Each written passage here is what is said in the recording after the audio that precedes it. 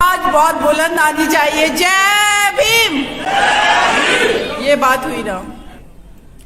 सुश्री बहन कुमारी मायावती जी, परम आदरणीय हमारी नेता, हमारी प्रेरणा स्रोत, उनके आशीर्वाद से आज ये बेटी मात्र 20 दिनों के अंदर, जब मैंने बसपा पार्टी ज्वाइन की, मात्र 20 दिनों के अंदर राष्ट्रीय लेवल का पद दे करके आप लोगों के बीच उन्होंने मुझे भेजा है।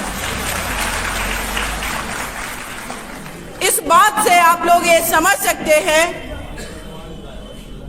कि बीएसपी पार्टी असल में हम लोगों की पार्टी है, हमारे देश की गरीबों वंचितों की पार्टी है, हमारे देश के हर उस नागरिक की पार्टी है जो वाकई में इस देश का विकास चाहता है, इस देश से प्यार करता है, अपने उत्तर प्रदेश राज्य से प्यार करता है। हाथरस में आना आज मेरा पहली बार नहीं है, हाँ, लेकिन सादाबाद की धरती पर आज मैं पहली बार आई हूं। और ये बात आप सभी को पता है कि मैं सादाबाद की धरती पर आज क्यों आई हूं। आपका बेटा, हम सबका भाई आज आप लोगों के बीच प्रत्याशी बनकर के उपस्थित है, डॉक्टर अवनी शर्मा जी। ये जो आपका बेटा है, ये जो आपका भाई है, इसके लिए आज आपकी बेटी और आज आपकी ये बहन अनुरोध करती है कि आप अपने वोट का सही मायने में प्रयोग करके इनको आपको 2022 में विधानसभा हर हाल में भेजना है। ये ताकत, ये वोट की ताकत आपके हाथ में है। आप अगर इनको विधानसभा भेजेंगे, सुश्री बहन मायावती जी 5वीं बार उत्तर प्रदेश की मुख्यमंत्री बनेंगी, उत्तर प्रदेश का विकास होगा। और आपकी ये जो बेटी आज मंच पर खड़ी हुई है, जिसको उन्होंने आज राष्ट्रीय पद दिया है, आप ये चीज मत भूलिए कि आपकी बेटी भी ये उन्नति करेगी। आप लोग यही चाहते हैं ना? तो मैं आप लोगों से ये अपील करती हूं कि जो 20 तारीख को चुनाव है, 79 ये विधानसभा है, सुबह सबसे पहले जाकर के अपने वोट का सदुपयोग करें। अब मैं हाथरस जिले की बात करती हूं। पहली बार मैं हाथरस जिले में तब मैंने कदम रखा था जब दिल्ली में बैठ करके रात के करीब 2:30-3 बजे हम टीवी चैनल पर, यूट्यूब पर एक बात देख रहे थे, एक दर्दनाक मंजर देख रहे थे। वो मंजर यहां खड़े हर व्यक्ति को पता है। वो मंजर था इस देश की 49% जो महिलाओं की आबादी है, उसकी अस्मिता को जलाने का मंजर था, जो हम सब ने देखा। वो मंजर वो था, वो सिर्फ एक डेड बॉडी को नहीं जला रहे थे मनीषा वाल्मीकि को, वो आप जला रहे थे दलित समाज की अस्मिता को, उनके स्वाभिमान, उनके गरिमा को। इन सबको, इन सारी चीजों का अपमान का बदला आप कैसे लेंगे? एक ही माध्यम है आपके पास, आपके वोट का अधिकार। और आपके इस वोट के अधिकार में इतनी ताकत है कि आप इस चुनाव में ये वोट का प्रयोग करके ये सिद्ध कर दीजिए कि इस देश के अंदर एक छोटी से छोटी बच्ची, एक छोटे से छोटे बच्चा, एक गरीब, एक पीड़ित, एक शोषित, किसी भी जाति धर्म के व्यक्ति का उतना ही अधिकार है जितना इस शासन सत्ता में बैठे लोगों का। ये आपको दिखाना है।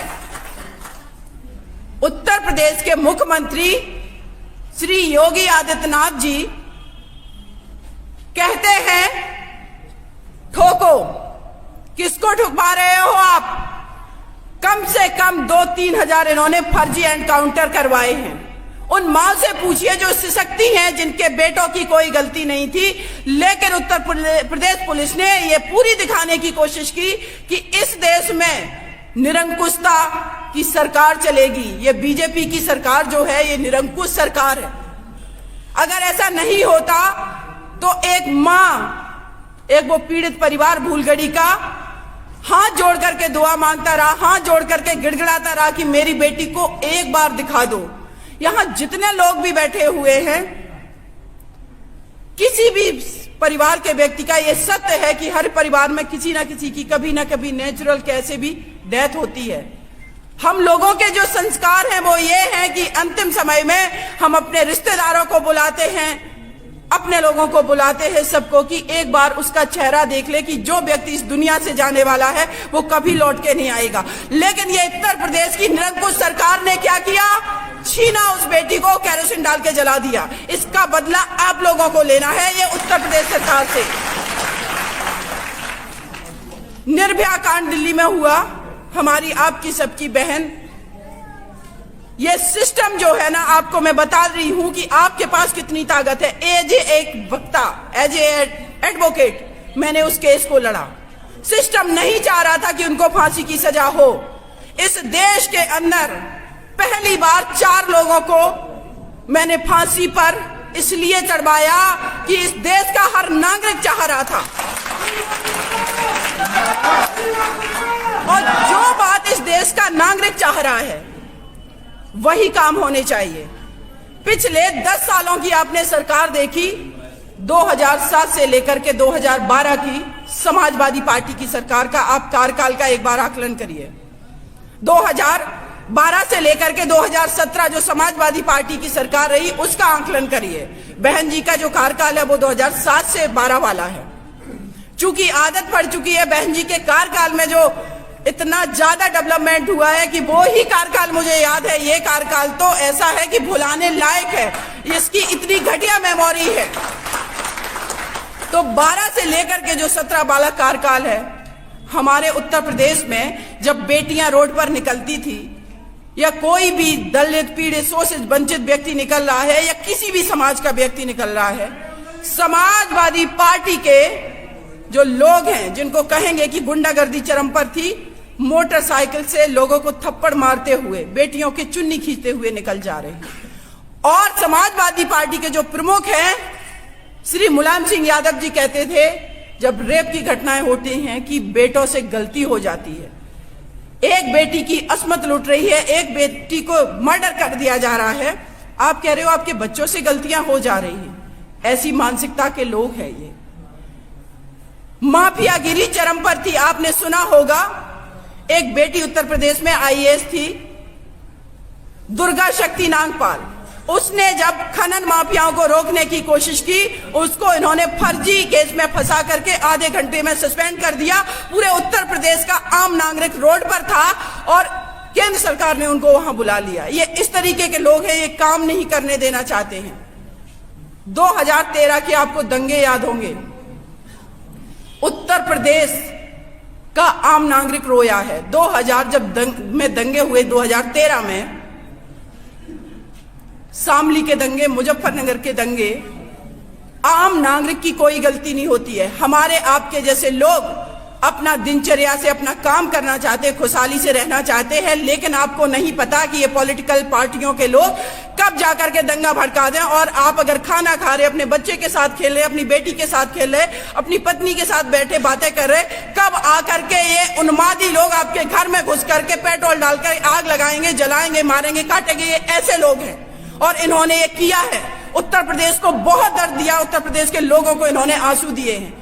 क्या गलती होती है दंगों में बेटियों की जिनके रेप कर दिए जाते हैं? क्या गलती होती है उस आम नागरिक की जो जा रहा है शौच के लिए, उसको काट करके खेतों में फेंक दिया? क्या ऐसा उत्तर प्रदेश, क्या ऐसा देश चाहते हैं हम? नहीं। लेकिन वही अगर हम बात करते हैं 2007 से लेकर के 12 का कार्यकाल याद करिए।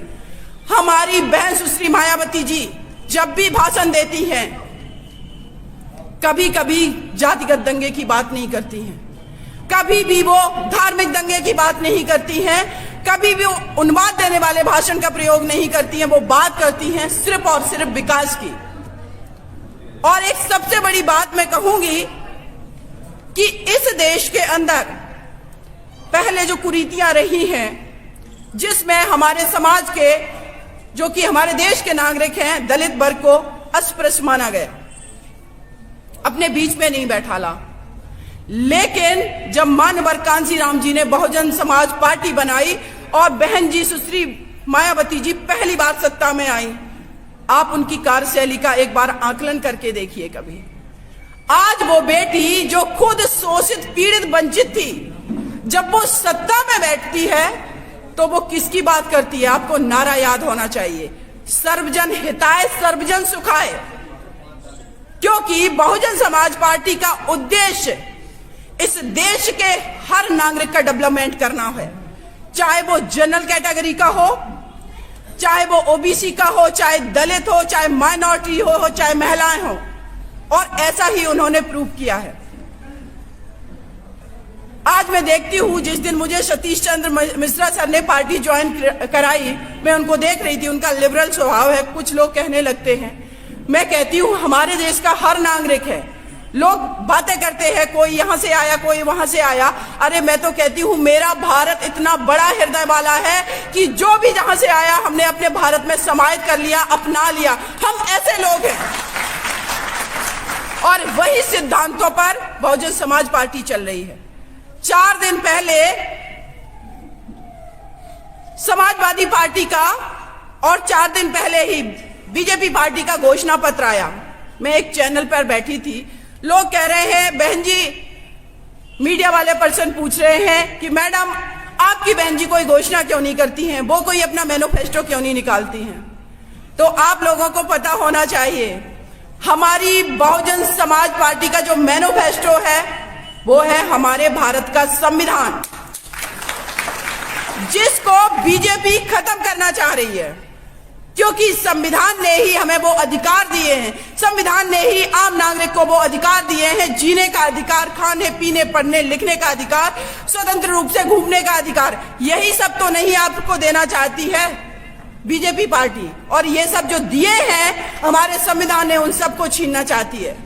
अगर आप लोग वाकई में चाहते हैं कि आज तो थोड़ी स्थिति कहेंगे कि बेटर है भी, लेकिन भविष्य की कल्पना करिए, अगर ये बीजेपी पार्टी दोबारा से सत्ता में आती है,